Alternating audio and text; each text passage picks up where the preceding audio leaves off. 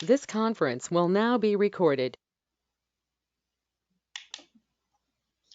So good afternoon, everyone. My name is Shanae McPherson. I am the administrator for our Volunteer Connect 55 Plus division.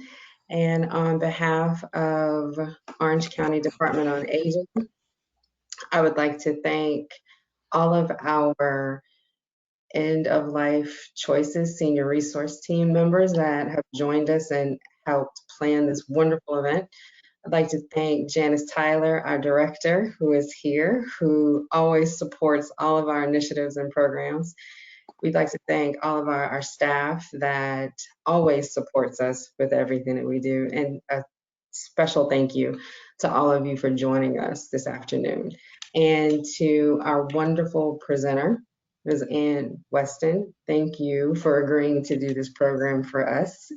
We are thrilled to have you here. It is my honor and my pleasure to have the opportunity to introduce you. So I'm going to do that, and then we will hand it off to Anne so that she can get started with this wonderful program. You'll notice that we've asked you to mute all of your microphones. You have a couple of options for the Q&A portion. So we're going to ask everyone to hold their questions to the end if possible, but you will see that in the very top right-hand corner, there's a chat bubble.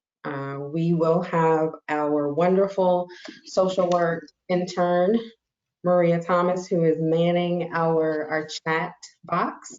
So any questions that come in, she will be collecting those and be able to read those back at the very end. And you will also have the opportunity to unmute your mics if you'd like to at the very end to ask questions. So without any further ado, let me introduce our wonderful presenter this afternoon. Mrs. Ann Weston lives in Hillsborough and is a graduate of Duke University, where she received her Bachelor's of Arts in English and a master's degree in liberal arts from Duke University. Ann is a founder of the Green Burial Project, a 501c3 educational nonprofit with no product to sell. Green Burial's sole aim is to educate the community about environmental, financial, and spiritual benefits of returning our bodies to the earth in a manner consistent with their values and with their heritage. Anne has spent her adult life learning to accept her own mortality, and in the last few years has just decided, what the heck, why not embrace it? So without any further ado, thank you, Anne, and I'm going to hand it over to you. Thank you so much, Shanae. And thank you, everyone, for arriving this afternoon. I hope that there will be plenty of new things for you today, things that you didn't already know. There are some of you who are longtime colleagues of mine in this business who have heard this a number of times, but I hope there are still enough laughs in it for you too. Shanae sent everyone who registered a copy of the slide presentation that we're going to be using today. I have made two very tiny edits to it that should not distract you in any way, but if you have a pencil, you may want to put the new information in as we go along. One thing that I ask people to think about before we start is a little three-word phrase: plan, write, and tell. And I ask people to be honest with themselves and to answer these questions. Do you have a plan for what is going to happen to your mortal remains when you're no longer using them? And the answer is yes or no. Do you have a plan? The second part is, have you written that plan down? Is it in writing or is it in your head? Yes or no? And the third is, have you told the people who are going to have to execute this plan? Yes or no? Is it all in your head or not? Thanks, Shanae. So we're going to start with the 3 tenets of green burial. If you remember nothing, this is it. No embalming, no vault, and no impervious container that won't rot. In other words, no plastic, no concrete, no steel, and no highly polished hardwoods. Let's go on to the next one, Shanae, if we could. The next slide. Great. These are the most current numbers that I've been able to come up with. The final data for 2019 indicated that 2.8 million people in the United States died. In other words, there were 2.8 million bodies that had to be dealt with somehow. They were no longer going to be able to take care of themselves. They had to be dealt with. And last year, the National Funeral Directors Association estimated that we buried 37.5% of those, and we cremated about 56%. Those numbers have been trending over the last 20 years, with burials getting lower and lower and cremations getting higher and higher. The other things that people do with their bodies in the US, or they offer them to science. They use a process that's very old, but just coming into use for humans, called wet cremation or alkaline hydrolysis. Some people are cremated and then have their ashes built into burial reefs. They have whole body burials at sea. There are home burials. There are situations where there are no recoverable remains, as in airplane crashes and explosions. And there's a new process that is now legal in the state of Washington called human composting. Can we go on to the next slide? Thank you. So we're going to compare two things to green burial. We're going to compare conventional funeral service costs and burial costs and cremation costs to green burial. And we're going to start here. The Funeral Consumers Alliance of North Carolina does a funeral price survey. And the 2021 price survey for Orange County gives us these kinds of numbers. The basic services fee, which is on every general price list, a GPL, for every funeral home in the United States, will have a basic services fee. And in Orange County, your basic services fee, which can cover many things or very few things, you have to read the fine print, is between $1,800 and $3,500. Even if you do read the fine print, you may not be able to figure out what the basic services fee costs. But it's one thing that you just can't turn down if you're working with a funeral home. If you choose to be embalmed, those are your numbers. If your family needs transportation, like you have to be picked up from a hospital or from your own home if you died in hospice, the transportation fee is going to be what you see there, within 25 miles. Now, why it's different, I can't tell you. And if you do some comparison shopping, you may want to ask that question yourself. But know that those transportation fees, every time you ask for a car, a hearse, a flower van, any of those things, you're going to be paying a fee, roughly equivalent to a couple $100 a pop. These are the burial costs. These are generally across the nation, but the plot costs, cost right there in the top, is for Chapel Hill and Carrboro municipal cemeteries.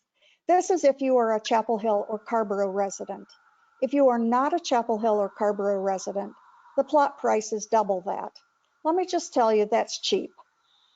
There are an awful lot of places that charge a whole lot more. And the general rule of thumb is location, location, location. If you want to be on the top of a hillside looking over the Atlantic Ocean, you're going to pay substantially more than $750. A vault or a grave liner could be between $500 and 10 times that, 11 times that. Why do you need a grave liner? Well, you don't. Nobody needs a grave liner except the guy who mows the grass in the cemetery. The grave liner or vault is to keep the ground from settling over the grave when either the ground settles or the coffin breaks through, or both. It keeps the sexton from having to go back and backfill the space. And if you've ever walked through a historic cemetery where there would be none of these burial vaults, you could easily break an ankle because nobody goes back and refills those old plots. And you just need to be mindful about that. Opening and closing the grave is another fee. Endowment care may or may not be another fee. Your headstone marker is another fee. And the installation of said headstone or marker is yet a further fee. And I will tell you that I have visited cemeteries where if you go back to where the tool shed is, you will often see a lot of grave markers that have not been installed because somebody neglected to mention that fee down at the very bottom. The guy who creates the headstone gets the fee for the headstone. The cemetery usually gets the fee for the installation of the headstone. So you need to watch, if you are out comparison shopping, who's going to be providing what. And if it's not on the list, you need to ask about it, because generally if it's not on the list, it's not included. Can we go to the next one, Shanae? Conventional cremations. Direct cremation is the cheapest way of getting your body cremated. It's the direct removal of the body to the crematory. They will obtain permits and authorizations. Your body will be heated in a cremation oven. Your cremated remains will be returned to your family inside a plastic bag, inside a cardboard box. And then your family can dispose of your remains as they see fit. Now, this doesn't include any of the hoo-ha that we generally see at a funeral when there are cremated remains. Shanae, can we go on to the next, which gives us our costs? Again, these costs are from the Funeral Consumers Alliance of North Carolina Funeral Price Survey of this year. Direct cremation in Orange County is across the spread again. Why is that? Well, many answers. If you'll notice, the first fee, even though it is on the line for direct cremation on a general price list, it doesn't include the crematory fee. Not all of the general price lists are like this, but you have to be extraordinarily careful to make sure that the cremation fee actually includes the cremation. The second number there, $29.15, doesn't include a required container. How they justify that, I'm not sure, since it is a legal requirement to have a container. And you would think that if you got a price for a direct cremation, it would include everything, but it does not. Again, I ask you to be very careful when you read general price lists. I'm not saying this to hurt The funeral industry, there are a great number of very professional, caring, honest, stand-up people in the funeral business. I know many of them and I recommend them. But you must be careful when you are comparison shopping. And I'll tell you that comparison shopping seems like sort of a crass thing, but this is all part of that plan, write, tell business that I spoke about in the very beginning. This is going to be easily as expensive as a wedding, a new car. A number of families go into debt for this. I can think of very little in the world that is less worth going into debt for than burying somebody in the ground. But you're not going to get satisfaction with the process if you don't know what the process is going into it in the first place. If you want a cremation with a funeral director and all the other services, you can see them all on a general price list. Again, we're talking about transportation, storage, perhaps if there is a lengthy period of time between the time that the funeral home picks up the body and the time that the cremation takes place. There will be a basic services fee, perhaps. You may want to purchase an urn. Again, the urns can be very simple, biodegradable, or they can be like my dad's. It was cloisonné. It was a gorgeous piece of Chinese beauty, but we saw it for a few minutes and then it was gone. And then urn plots are generally very economical relative to full body plots. But sometimes, and again, you would need to check with your cemetery. Sometimes they will permit a number of burials of urns in a single plot. Sometimes it's one urn per plot. They've got to make their money somehow, and you want to make sure that you're satisfied paying what you're paying for what you get. Can we go on to the next one, Shanae? We're going to get off money for a minute and talk about the environmental costs of conventional burial and conventional cremations. This, if you're following along on your own slide, is now slide number 9. Formaldehyde, which is used in embalming, does nobody any good. Nobody any good. It doesn't hurt the body. It doesn't hurt the family. The people that formaldehyde hurts are the people who manufacture formaldehyde and the people who work with it. That is the embalmers themselves. Embalmers and people who work in formaldehyde manufacturing facilities have a level of ALS and multiple myeloma that is 3 to 4 times the national average. And why do they do it? Why do they do it? Well, most of us think that they do it so that they can preserve the body. Well, it does for a short while. Anyone who tells you that standard embalming will keep the body pristine for years or forever, is misleading you. Most honest funeral directors will tell you that a standard embalming will last 3 or 4 days, might last a week, might last 2 weeks, might not. But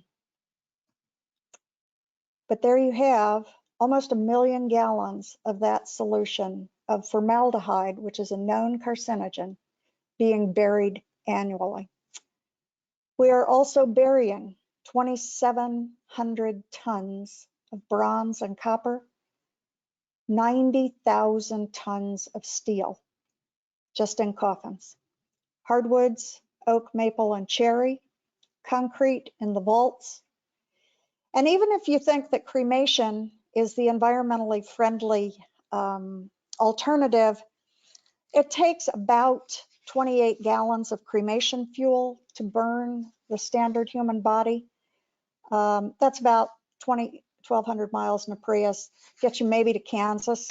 But it's 32 million gallons of cremation fuel a year to reduce bodies down to cremated remains that are then returned to the family. So let's go to the next one, Shanae, on how we're going to reduce those environmental costs. Well, the first thing we can do, because embalming is giving us all this formaldehyde. Can we move to the next slide?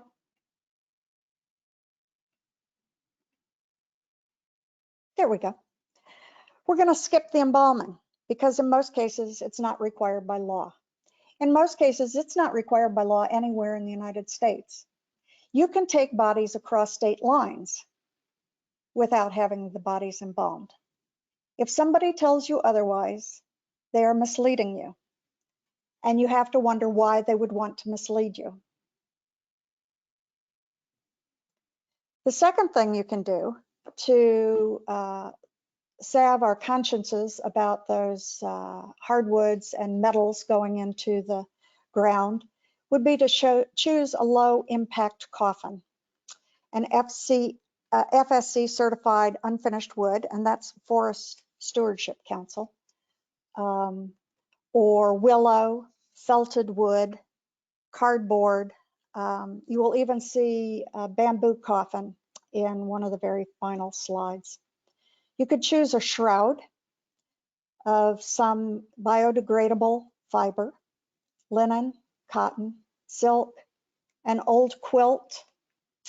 I visited a Methodist Ladies Church group one evening with my colleague Sarah Williams, who's here on this call. And we talked about how you could whittle things down to their absolute minimum. And a lot of the ladies agreed that they had old quilts that they couldn't really use for much of anything else, but it would certainly be a wonderful tribute to wrap a body in that old quilt to bury it instead of using a metal coffin. You would also select a cemetery that doesn't require a vault or a grave liner. That's going to be your most difficult challenge in all of this, because most of them have rules that suit the cemeterians. They don't intentionally mean to be troublesome. If they could solve their problems some other way, they probably would, but they aren't very creative for the most part. I will say that Chapel Hill and the main cemetery on 15501 leading into town has an extra fee if you do not use a burial vault. It's $450. Now, you might think, well, you know, why should I pay $450 if I'm not using the vault? Well, the $450 is paying to have somebody come back in and backfill that space when the ground settles.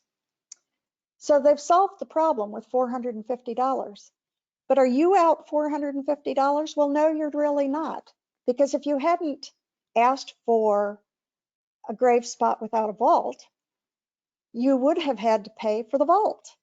And the vault, as we saw before, was between $500 and $5,400. So you're ahead of the game in the Chapel Hill Cemetery if you ask to be buried without a vault.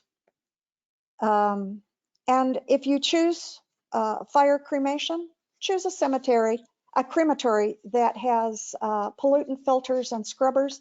Generally, these people will advertise that they have new, more modern cremation retorts. And if they don't have them, find a place that does, because those are around and about. And where can you find out about these things? Well, you can find out about these things through the Funeral Consumers Alliance. If you are in North Carolina, your local Funeral Consumers Alliance is the Funeral Consumers Alliance of North Carolina. If you are not in North Carolina, on the resource page that was just sent to you today is the website for the national organization. And they have a little map, and you can find out where your closest Funeral Consumers Alliance chapter is, and they will be able to help you choose economical services that you will be satisfied with. That's their job. It's a volunteer operation, and they do just an outstanding job. The Funeral Consumers Alliance of North Carolina covers all 100 counties, and they do this survey every other year, and those people answer the phone when you give them a call. Let's go on to the next slide if we could. Let's circle back around to cost. So if you decided to get buried green, what would that cost? So these numbers come from the websites or personal conversations I've had with the green burial grounds in North Carolina. A plot for green burial in North Carolina is between $1,000 and $4,500. Now, why is that? Well, lots of reasons. But if you look at the numbers going down the page, some of the numbers are zero. And I'll tell you that the plot that's $4,500 bundles into that plot price the opening and closing of the grave.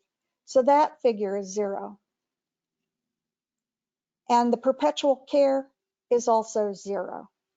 Your biodegradable coffin or shroud, again, if you use one of your own sheets or an old quilt, that could be zero.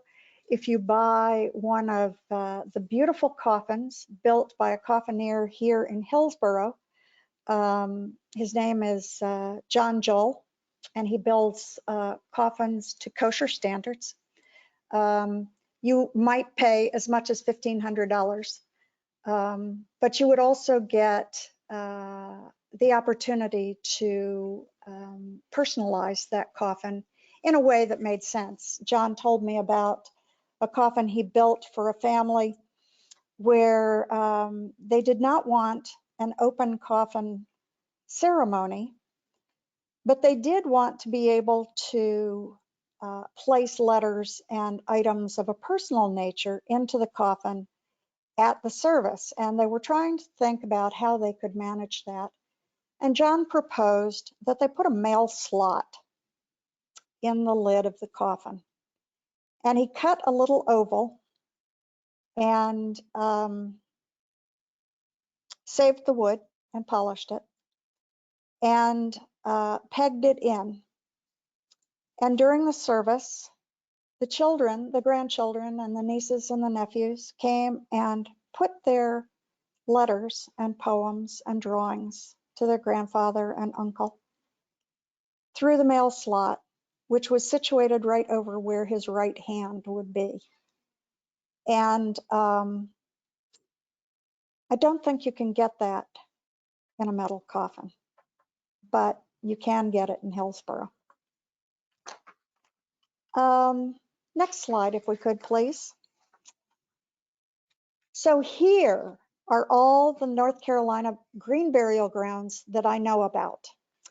And if you have your slides that Shanae gave you when you registered, the listing at the very bottom is not included, but it is here.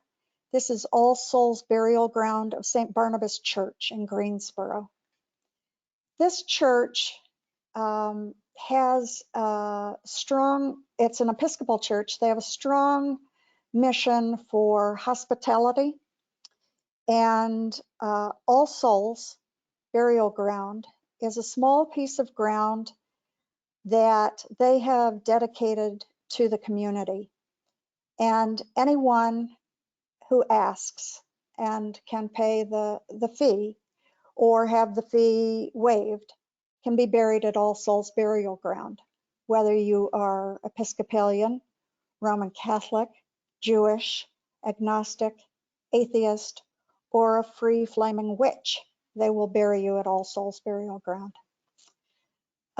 You will see here that some of these are listed as hybrids, and a hybrid cemetery is one that has conventional burials in the same grounds as green burials. The green burials, again, remember, are no embalming, no vaults, and no impervious containers. So at Historic Oakwood, they have a separate section called Mordecai's Meadow, where you can be buried green. This cemetery permits granite monuments. Many cemeteries, many green burial grounds do not. But if you want one great big honkin' angel, like a friend of mine, you can have it in that green burial ground.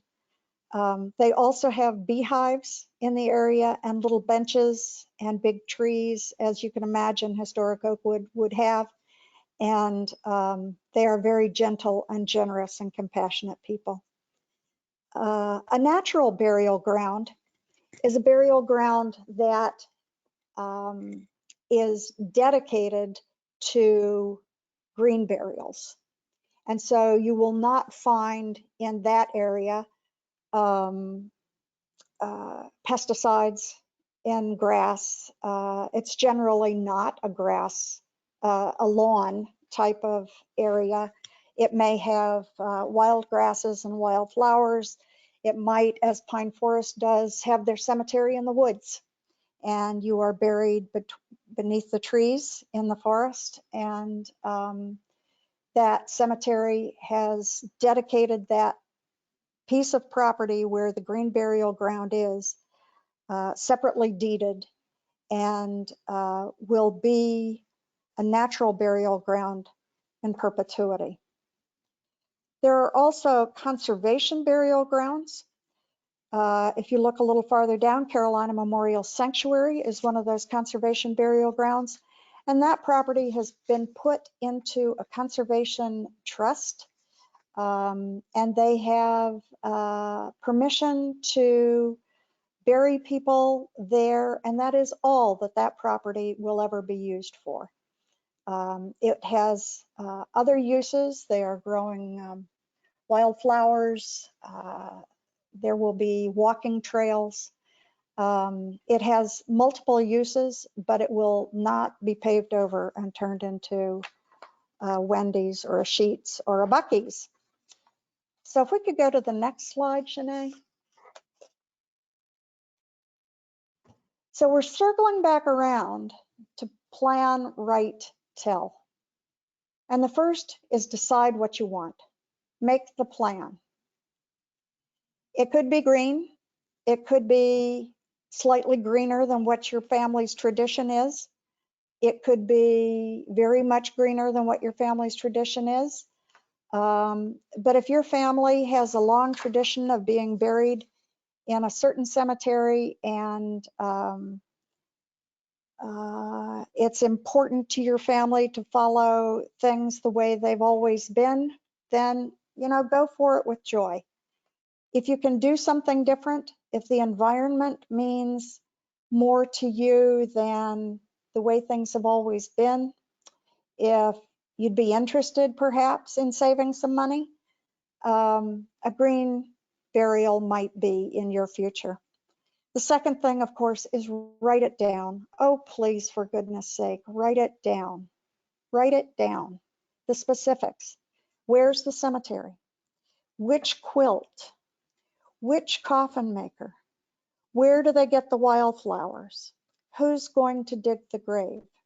Who's going to fill in the grave? Who's going to decorate your coffin? have you already bought a shroud? Joel, the coffineer, will make your coffin into a bookcase if you'd like to buy it ahead of time, and you can keep it in your house. Somebody asked me what you do when the coffin has to be used, and I said, well, maybe you just take all the books off and say these were Anne's books, and she'd like all of you to take one of them so that she can fit in the coffin now instead of the books. Write it down. Write your playlist down. You want sad, lugubrious music? Tell people. You want hip hop? Tell people. You want the Threshold Choir to come and sing? You want the Mormon Tabernacle Choir to come and sing? Write it down. And then discuss it with your family.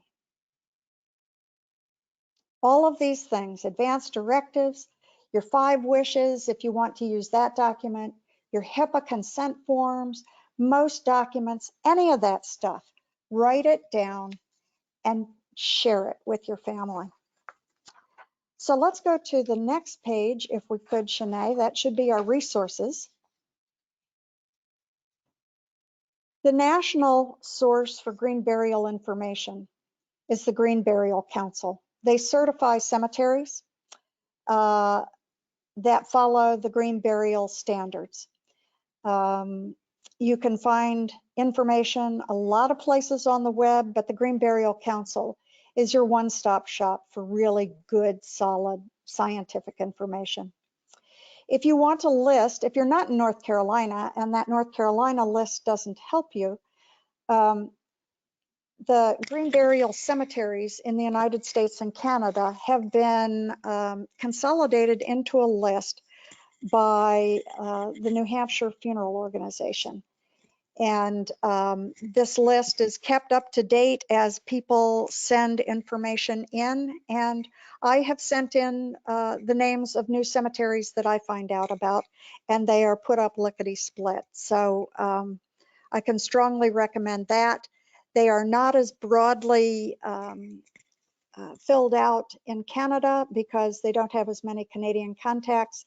But the Green Burial Council is an international organization in that they represent cemeteries in Canada as well. Canada is a little farther ahead of us in some areas, a little behind in others as far as green burial goes, but that's your best list for green cemeteries across the US and Canada. I told you about the Funeral Consumers Alliance of North Carolina. That's their website there. The national organization's website is there. And then another great source of information, local as well as around the world, is death cafes. And this is a social organization that meets on a regular basis to just talk about all things death.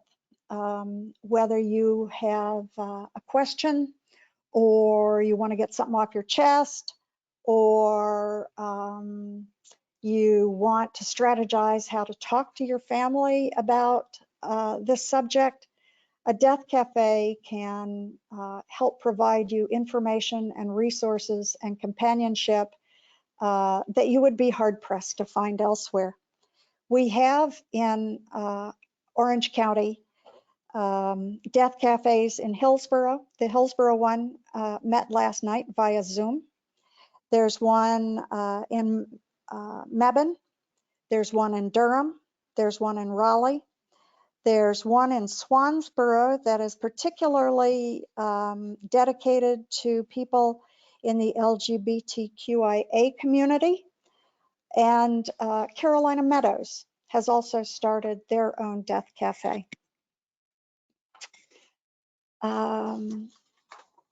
And there are at least 2 people on this call who are facilitators of death cafes, one for Hillsborough and one for Mebane. Can we go to the next slide? This is where it comes right down to it. This is a bamboo coffin. Those straps are made out of raw silk. Those 6 men are lowering a dear friend of theirs and of mine into a grave in his backyard on Tryon Road in the capital city of Raleigh. Can you get married in your own buried in your own backyard? Yes, you can. Yes, you can. I spoke to the city attorney in Raleigh, and she told me that there was no rule against it. There was no rule in favor of it. So just have at it. And if anybody gave us any crap about it, they should send them to the city attorney for an explanation. We had no crap. It was the most beautiful and meaningful funeral I've ever attended. And he was my friend. And this was my last gift to him. I can recommend it to almost anyone. And we can go to the final slide, which is my digits. You can reach me at the Green Burial Project. There is a website that is as robust as I could make it. It needs new stuff. It will not answer all of your questions, but you can email me and I will answer any that I can't point you to on the website or the Green Burial Council doesn't help you with. And I think that's about it. Shanae, if you'd like to take down the PowerPoint and we can see little faces, I'd be happy to answer questions. Looks like we've got about a half an hour. Okay to ask a question? Absolutely, Glenn. Let's say you do all your planning and everything, and then you end up passing away far away from where you had planned to end up. You know, it looks like if you've got to transport a body back home, you may negate all these nice environmental benefits. You know, you might have to embalm and transport and all that. What do you just try to find a green burial place closest to where you fall down? Glenn, you know, you have to do what you have to do, okay? And would your family want you, I mean, if you're on vacation in California and you drop down in California and you really wanted a green burial, your family could bury you in California. But do they want you in California? No, they want you at home. They want to come visit you. Green burial is sort of like recycling. You do the best you can. Okay. Does that help? Yep. Yeah. Because yeah, you're going to have an environmental footprint no matter what. You know, you're gonna cremate and then carry you back in checked baggage. I mean, I did that to my dad. I carried my dad in my checked baggage. And by damned if TSA didn't open my suitcase and look in there and leave me a little note that said, "For your protection, we have checked your baggage." Well, I hope they got a shock because I was carrying my dad in my dad's own suitcase, and there was a photograph of my dad and his address inside the suitcase. And so those TSA people saw a picture of my dad and his cremated remains right there in the same suitcase. And I hope that it caused somebody some discomfort. But at any rate, you're either going to have to cremate and bring them home easy or ship them in an airplane container. And that's been done. You do not have to be cremated or embalmed to do that. But you are going to be buying you'd be buying an airplane ticket home anyway, right? Yeah, but you mean you could, but if you ship somebody home, don't you run into problems if you have it embalmed with the body? No? Nope. Okay. Perfectly legal. Okay. I don't want to monopolize it. I got a couple of other questions, but I don't want to monopolize it. So if somebody else has some questions. Yeah, just one second. So Charles, we're going to get to your question, but just a reminder to everyone that's here, Maria Thomas is collecting questions. So, Anne, I know we have a few that are in the queue as well. Okay. But if you Okay. have a question that you want to submit, you can click Maria Thomas's name from the drop-down box in the chat box, and you can send your question directly to her. But Charles, let's go ahead and get your question for Anne. I have a farm in Stanley County, and I've often thought about maybe just having them drag me down there and put me in the ground. Do I need to check with Stanley County to find out what their rules are? It's a fairly big farm, and it's got a conservation easement on it. Oh, ooh. Well, now let me ask you about this conservation easement. Are burials permitted within the conservation easement? Well, that's a good question. I mean, I'll have to ask. I'll have to ask about that. But the only restraints on it are that I can't build on it. I can't significantly alter the land. Other than that, they don't question me about what I do Okay. in or above. I can't Okay, build a then golf. right. Then what you would be wise to do is check with your county planning department and find out what the setbacks are. So for instance, and this is different in lots of counties, so do not take what I'm telling you right now for gospel. But in Durham and Raleigh, and I believe Orange County, last I checked, you've got to be 50 feet from a property line. The grave has to be 50 feet from a property line. It's got to be 50 feet from a perennial stream or a well. It's got to be 15 feet from a septic tank and 300 feet from a public water source.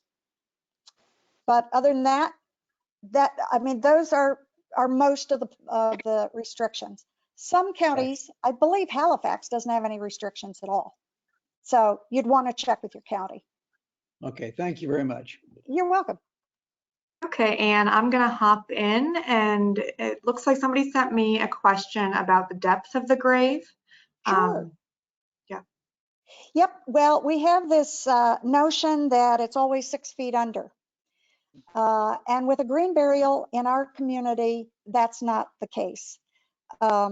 Actually, in most communities, because of the nature of the soil, higher up is better for a green burial because the goal is to decompose as quickly as possible. And you've got a more active biome in the top 18 to 36 inches than you do 6 feet down. You will not have a smell problem. You will not have animals digging you up. But if you have dug the grave about 3.5 feet deep, have at least 18 inches of cover, you're good to go. Okay? Okay, thank you. Thank you. So Maria, just 1 second. Byron, you have a question on. Well, yeah. I just want to say, Anne, thank you and sorry for your loss. Can you hear me? I can hear you. I can't see you. I'm Vibrance. I'm at the top of the screen. I don't know. Okay. Well, in any case, with the burial of your friend that was in the yard, Yep. my question is, when I die, I may be in a hospital, I may be in a different place, and to communicate where does one go before you end up at your house in the backyard funeral? Where is your body kept? Is it allowed to come? Sure. I just don't understand that. Yeah. There are, you've got choices. If you want the most personal service possible, your family would bring you home and they would tend to your body in your home. They would wash you and dress you. They would put flowers around, maybe candles. My friend Wayne died in his home, and this was all done by his friends. Now, I will also say that there are a lot of people who do not want dead bodies in their houses. And I understand that. And their first impulse upon a death, you know, whether it's in the hospital or at hospice or at home or anywhere, is to just get on the horn and call the funeral director. And whatever you do is the right thing to do for your family. But yes, you can be kept at home. If you die in a hospital, it will probably be difficult to get your body released to your family because hospitals have policies. This is not a law. Your family owns your body. But a hospital worries about liability like dogs worry about fleas. And even though you're already dead, the hospital is worried about liability. Now, what that liability could be, lawyers are paid a lot of money to figure out. So if you anticipate that you might die in a hospital, you would want your family to communicate early on with the hospital that they are going to be taking your body home. They are not going to be calling a funeral home.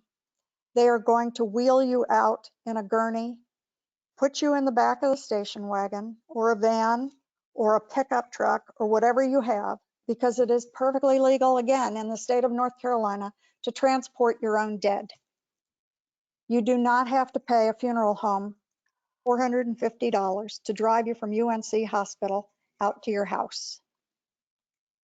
You can do it, your family can do it for themselves. Thank you. And the last question is, from the point of your death until you go into the ground, because I'm interested in the backyard burial, what is Sure. the time frame before the body starts to whatever? Okay, good question. And part of that depends on the time of year. When Wayne died, we were prepared. He was dying of pancreatic cancer and he died at home on hospice. And his family had purchased a product called Techni Ice. You can also use just ice packs. But Techni Ice is a product that you get from Amazon. It's about, we bought, I think, $25 worth and kept Wayne at home, crisp as when he was alive, for 3 days. Now, it was also deep into the fall. We could leave the windows open in the room where he was. But we checked him every 4 hours and we changed out the ice. It was somebody's job every 4 hours to check that ice and to swap it out. And on the day of his burial, I took out the ice and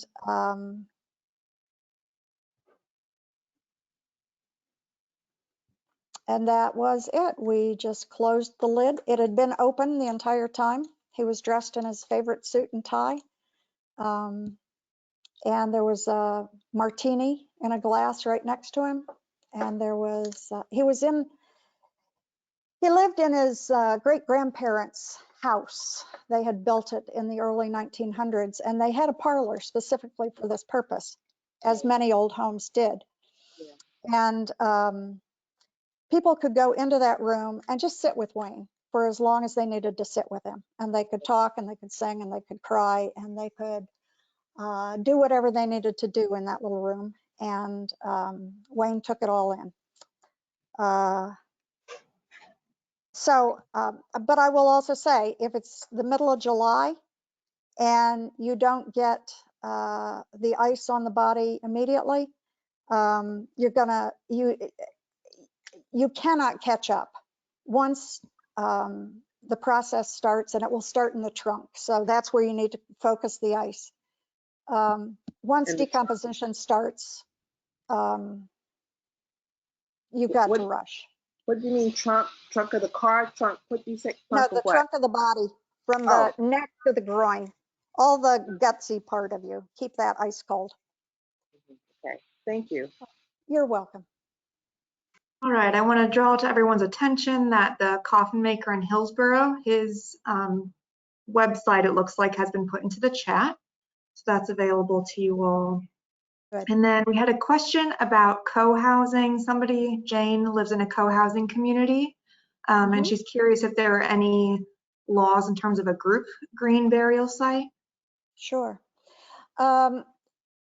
My guess, Jane, is that your community property in a co-housing community would permit this, but you can't just go out and do it. Obviously, you're going to have to get the whole community bought in. But because the property is, to the best of my knowledge, held in joint tenancy, Yes. that property is yours as much as it is the guy next door and the person across the street. So it is ergo your property, and you ought to be able to be buried on it because it is your property. But you certainly wouldn't want to impose on the community by going out into the garden and digging yourself a space without getting everybody else bought in.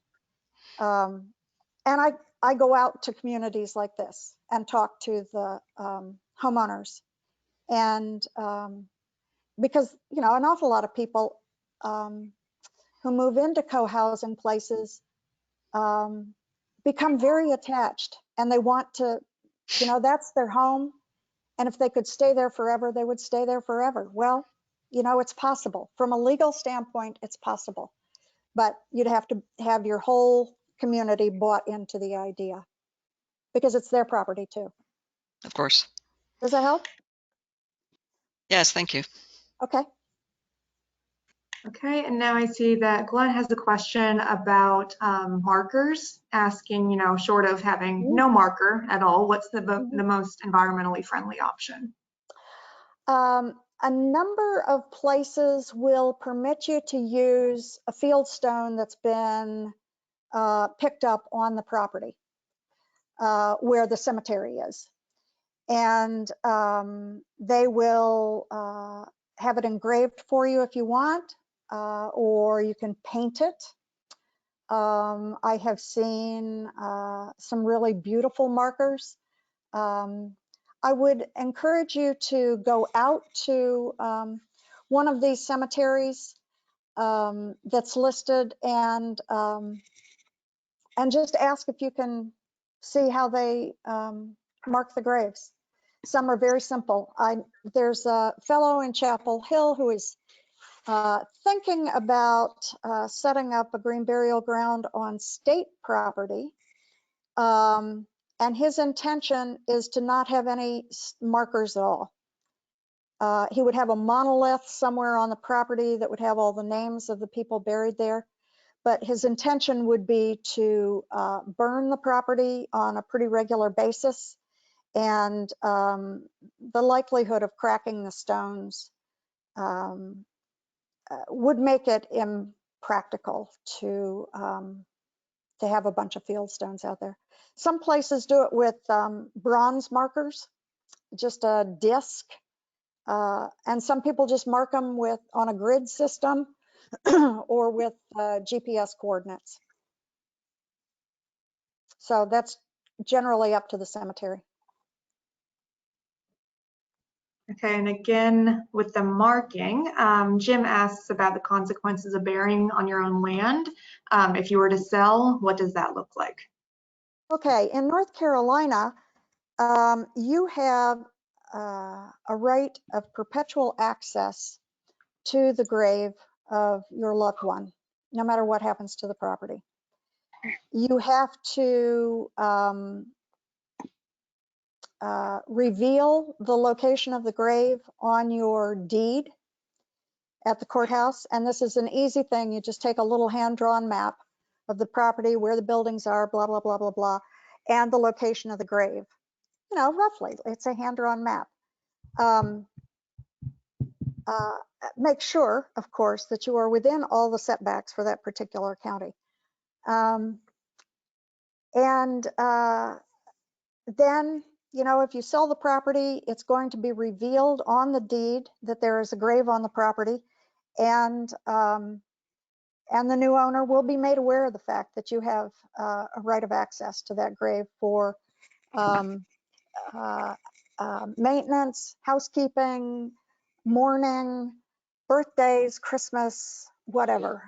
It has to be at the mutual consent of the property owner and the person whose loved one is buried there. But while you'll be leaving them behind, you can still go visit. Thank you. And then Glenn, did you have any more? Oh, I see Vibrance as well. Glenn, do you have another question? Yes, I do. Can I ask another one? Sure, go ahead. Stump me. All right.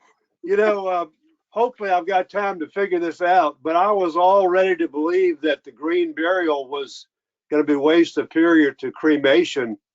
However, when you said, you know, you could look for a like a pollution conscious crematory, you know, that's a whole lot less hassle to have a box of ashes versus a body. You got to figure all this stuff out. I'd like to see a study comparing the environmental choice of a good cremation to, you know, a good green burial. Have you ever seen anything like that? I have, and I can't remember where. There's a rule of thumb that a lady who is very prominent in the death positivity business says. This is Caitlin Doty, who has written a couple of books. One is Smoke Gets in Your Eyes. Another is From Here to Eternity. And I think her last one is a book for children called Will My Cat Eat My Eyeballs? And what Caitlin Doty says is that a conventional burial is like driving a Hummer, and a cremation is like driving an F-150. And water cremation is like driving a Prius, and green burial is like riding a bike. So that's just sort of a relative way of looking at the different options. And where did I see the science on it? I cannot remember, and I'm not sure I'm going to be able to remember. Well, that's okay. I mean, that's but check with the Green Burial Council. Those people have the numbers. Okay. okay. Are you going to talk about the what? I've never heard of human composting. Are you going to talk about that? I can talk about it if you want. Anybody? Yeah. So there's this. Okay. Well, there's an outfit in Washington State. The company is called Recompose, and the woman who developed this process was, I think, an architect, a master's in architecture or design student at some big university, maybe MIT. And she thought that for urban areas, the answer to cemetery overcrowding and pollution might be something as simple as composting. So she started studying it, and she developed her process partly with the help of scientists at Western Carolina University in Cullowhee. And she put donated bodies that were donated for this purpose, into compost piles with certain materials, organic materials. And she checked temperatures, and then she would open them over a period of time to make sure that things were proceeding as they should. Well, the process has now gotten approval in the state of Washington, and they have opened their first facility, and they will put your body into a pod with alfalfa, hay, maybe some wood chips, some water, and they keep it nice and toasty, keep checking the temperature. And in 30 days, they've got you and all this other stuff reduced into a cubic yard of compost. Now, what do you do with a cubic yard of compost? Some people can't figure out what to do with an 8x8x8 box of ashes. What are you going to do with this cubic yard of compost? Well, some people donate their compost to the city parks, and other folks take their compost home. You know, their families take it home, and they use it in their yard. And for somebody who's a gardener, that might be a really attractive choice. At the moment, it's kind of expensive. It's a little more than $5,000, I believe. But they are already starting to look at this process in New York City, because there are no cemeteries of any size at all inside the city anymore, and people are having to be buried far out in the country. So they're going to try this in urban areas. But that's what human composting is. It's really human composting. Wow, that's sweet. Yep, and go ahead and Google it. They're looking right now. I'm on their newsletter list, and they're currently looking for a funeral director, somebody to help do sales and paperwork and that sort of thing. So if any of you are funeral directors and are interested in this, you may be able to get yourself a good job out in Washington. All right, thank you, Glenn, for those questions. Vibrance, I see you've got your hand up. Yeah, thank you so much for letting me ask another question. And that was a good Sure. question, Glenn. Thank you for bringing that up. Do you ever talk about donating your body to science, like at UNC, Yep. Chapel Hill, as Yep. you ever add that to your conversations? Yes, I do. And I'm happy to talk about it because I consider body donation to science to be really one of the highest levels of reuse and generosity that a person could make with their remains. This is one of those situations where you also have to have a plan. Duke and UNC and Elon University in our area will take human remains for anatomical study. You need to have a contract. Nobody can donate your body but you. So you will have to fill out your contract ahead of time. Now, if you are a Tar Heel and you want to be donated to UNC's medical system, if you die in UNC hospitals, they will transport you right over to the medical school, lickety split, and take care of you. If you die somewhere other than the UNC hospital, you will have to have a funeral transport company, either a funeral director or another mortuary transport company, move you. That's a UNC rule. They don't just take people out of the back of pickup trucks. Duke is the same way. If you want to donate your body to Elon University, that program is new enough that they will pay the transportation fee. So you might want to consider that. Your body will be embalmed, medically embalmed in a way. It's a hyper embalming that will allow your body to last for up to 2 years. And at the end of the time, when you are no longer educating anatomy students at the medical school, they will, at UNC, they cremate. And there will be a ceremony where the medical students who have worked with these patients, these donors, will be there to speak with the family and to tell them just what that gift meant for their medical career. There's a really good book, Sarah Williams. What's the name of Christine Montross's book? Body of Work. Body of Work. Thank you, dear. Christine Montross is the sister of Eric Montross, who was a basketball player at UNC. She was a medical student at UNC, and she has written a remarkable book about her year in the anatomy lab.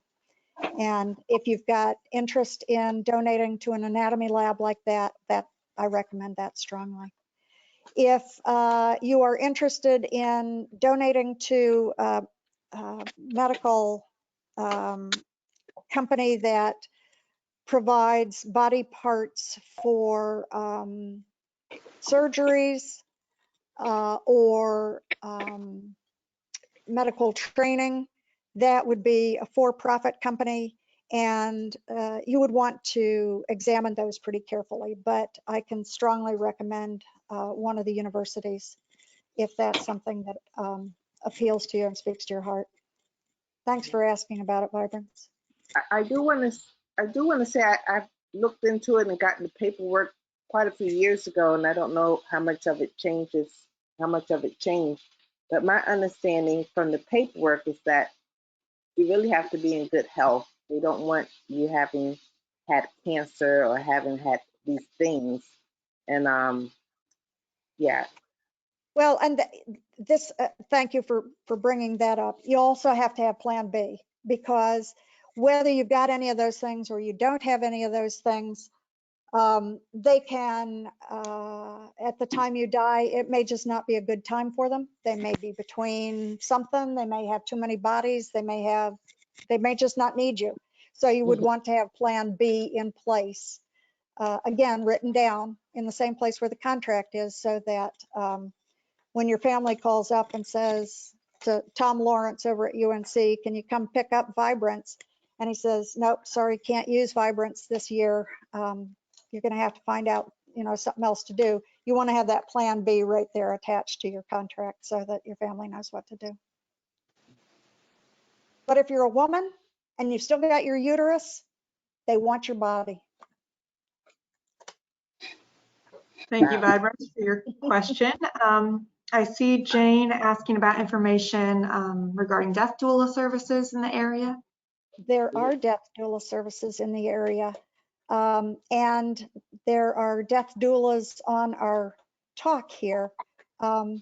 You can Google them, and there are directories that will send you to a doula in your area. You can call me. You can attend a death cafe. I've never been to a death cafe where there weren't 2 or 3 doulas in the audience. Nidra Clark, who's on this call, who is also the facilitator of the Hillsborough Death Cafe, is a doula, and she'd be happy to talk to you. So I have the contact information, so I can send out contact information. Good. All right, we're coming up on the end of our time. I think we may have question or time for one more question. Oh, come on, folks. You can do better than this. Yeah. I'd just like to make a comment that Sure. I'm very impressed with this current Zoom or whatever, this GoToMeeting topic and the way that it's presented and the wealth of information that you and other people have, and the people who participated with questions. I've learned a lot. I'm excited, and I just want to know how, if we wanted to have this type, if I wanted to have this type of I'm thinking Zoom, but GoToMeeting with another group or agency, is there fees associated with having you to present? Oh, no, no, no, no, no. No, no product to sell, Vibrance. No product to sell. I'm just spreading the good news. I appreciate it. There's a retreat center in Tarboro, and we're often doing things, so. Okay. Yeah. Thank you. That's the exact kind of thing I do. You've got my contact information. I'd be happy to hear from you. Thank you. All right. I'm sorry. Go ahead, Glenn, if it's quick. All right, I was just going to say really great information. This is a lot to think about and hopefully act on. It occurred to me, you said 28 gallons for cremation. if you're an atheist, that doesn't sound too good. If you think that's going to get you to the pearly gates, that's pretty good miles per gallon. Isn't it? Well, and there's I have a last question if you don't mind. no, go ahead. I was going to say something really inappropriate. So go ahead. Oh, I'm sorry. Oh, sorry. I put it in the chat box, but I had read that if you want to be buried like in a church cemetery that's not green certified, that you could ask that the vault be turned upside down so that you can at least be in contact with the ground. Um, You've got a bunch of different things in there. Part of it is certified and part of it is green and part of it is this upside down vault. Okay. Sorry. That's all right, because if we tease out all the little parts, then maybe it'll be easier once you get started on your own. A cemetery does not have to be certified by anybody. Okay. Okay. So if you've got a church cemetery and they're going to insist on some sort of prop, like an upside down burial vault, to keep you in contact with the ground so that your body melts back into the earth, but they've got something to keep the ground from collapsing, and that's the best you can do, then that's the best you can do. It's not really green because you're using the vault, but again, I liken it to recycling. I've got a friend who will soak the labels off of jars and recycle the paper labels in one bin and the jars in another bin. I've got friends who don't recycle at all. There's this continuum of recycling. There's a continuum of green too. And I am proposing that everybody can do something a little bit greener than the conventional funeral. And you can go and get yourself into a conservation burial ground and be buried with no stone, and you just melt back into the earth like billions of people before you have done, and all the animals that were not taxidermied from the beginning of time. You consider how gentle the earth is with us and our deceased bodies. It's really quite an amazingly efficient system. If you can't go all the way, go as far as you can go. And it's a better thing than not. Okay. So even if you're not rinsing out your jars and separating the lids from the bottles, somebody can use some of the stuff that's in your recycling bin. Thank you, Anne. You're welcome. Thank you Thank so you. much, Anne. Yes. Oh, thank you, Maria. Thank you so much, Anne, for the talk today. We truly thank you for your support to Department on Aging and for your support about the Green Burial Project. This is very fascinating information. I learned so much today, and I'm sure our attendees did as well. So thank you so much for being here. And so on behalf of Orange County Department on Aging and our End of Life Senior Resource Team and all of you that attended today, we want to thank you for being here. Special thanks to our director, Janice Tyler, for joining us this afternoon, and our other staff members and interns. So we greatly appreciate everything, and we want everyone to be safe. More information will be shared. If you didn't get a chance to get Anne's information earlier from the slides, no worries. I'm sure there'll be a follow-up information for you that'll provide that if you have additional questions. And again, thank you for joining us today on this afternoon. Everyone be safe. Thank you. Bye-bye, everybody. Thank you.